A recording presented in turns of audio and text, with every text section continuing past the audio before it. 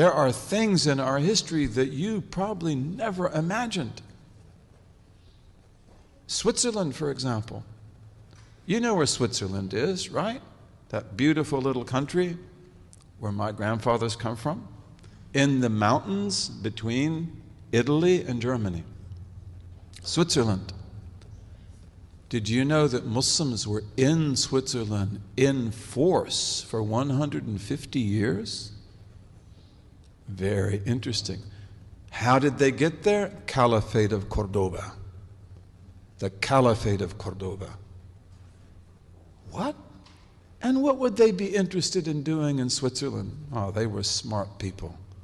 And how did they do it? Sea power. Because Spain is always a sea power. Portugal is always a sea power. But the Muslims in Spain and Portugal, they controlled the Atlantic and the Mediterranean. And they built incredible ships.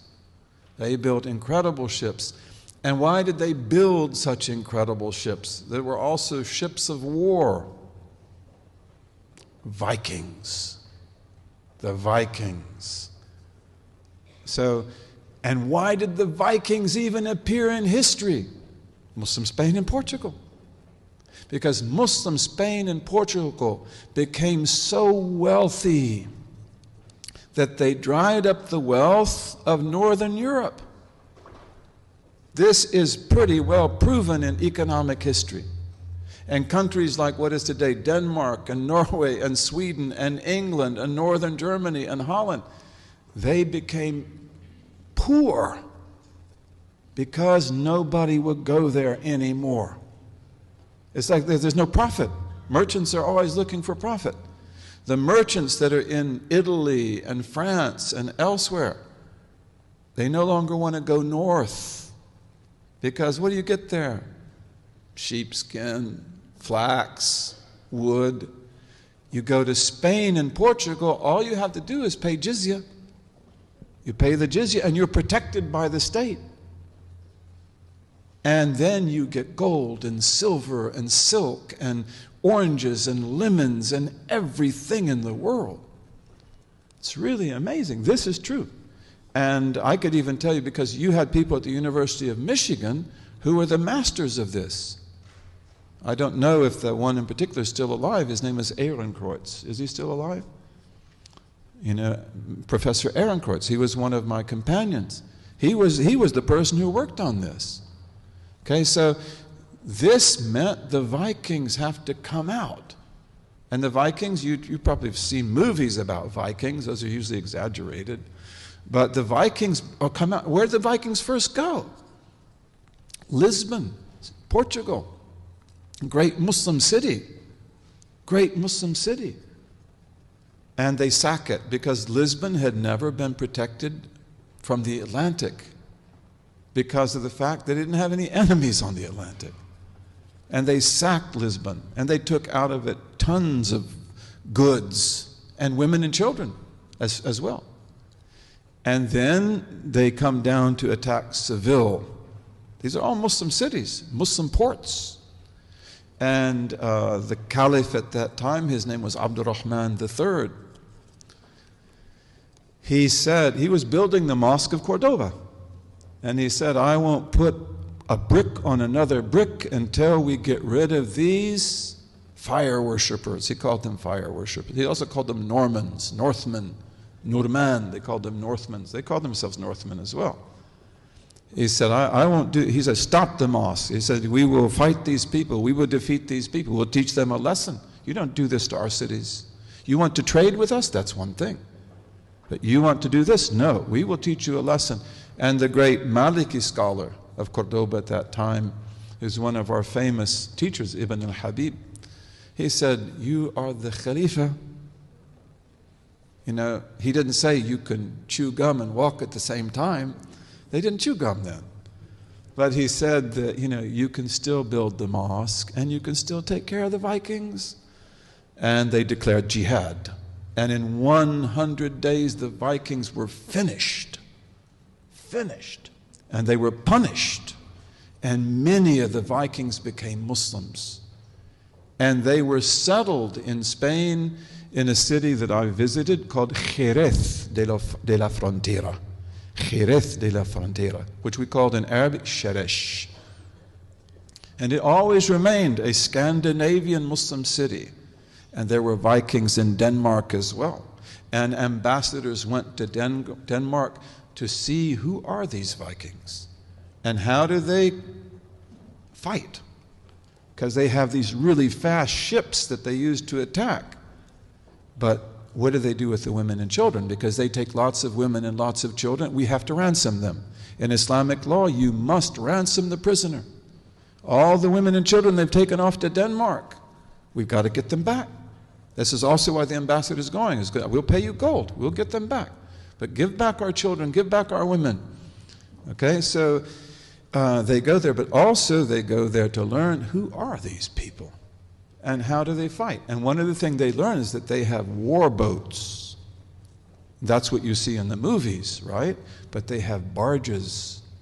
And the barges are where they put the women and children. The barges are where they put the gold and silver. Okay, so this means that they are actually not so, that they have vulnerability because the barges don't move very fast. And that means that they have to always protect their barges at sea. And so they say, then this is the way we'll deal with the Vikings. We will build ships that are as fast as their ships. And our ships will have cannons on the front, which they call nefata. Nefata means naphthalene cannons. They're cannons that use gassy oil. And you put fire to it and it explodes and it shoots out a ball of fire. And it will burn up their ships. And then on the back we will have archers with crossbows and with regular bows. And if you want to look at, you've seen how samurais have made swords? Samurai sword is incredible. We made swords that would have competed with that. We made arrows. We were really good at what we did. So they say, we'll have our archers and they will have so many arrows that they can fight for a whole week without stopping. And then we'll have boarding areas because we're going to conquer the Vikings at sea. We're not going to just drive them off.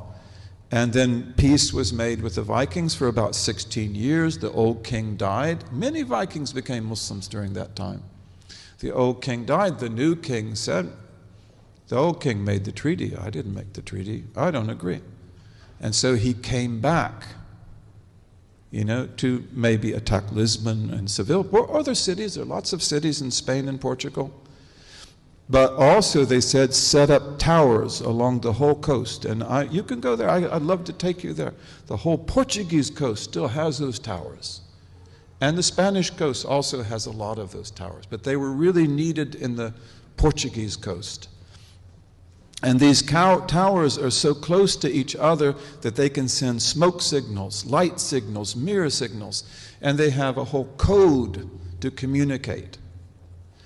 And then any time a Viking ship appears, you send the signals out, whether it is day or night, and we go out and get them on the sea. You've got to fight them on the sea. You cannot let them attack you on land.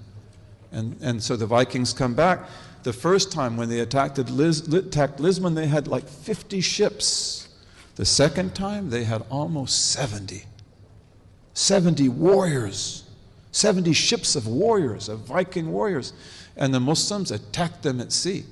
And they burned half the fleet. And they took all their barges. And the rest of the fleets escaped. And they went into the Mediterranean. They attacked Morocco, Nadur. They attacked other places. Okay? And that is one of the most important battles in history. You remember that when you studied it in school. You never heard about that, did you?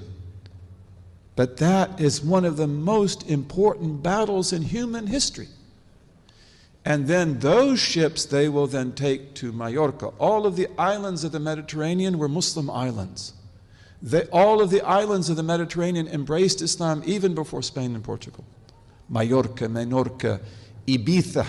Have you ever been to Ibiza? Ibiza. What word is Ibiza from? It's from Arabic. Yabisa. Dry island. Yabisa. Ibiza. And then they establish ships in Majorca, and on that basis they go up to Switzerland from the Rhone River. Very, very interesting. Very interesting. We have got to write history. We've got to write history. We gave a lesson in Detroit, on African roots in America, African Muslim roots in America, and also pre-Muslim roots in America. And that's not a dream, that's not an illusion, that's historical fact. But why didn't we study that in our history books? We've got to write our own history books, bi-idhnillahi ta'ala.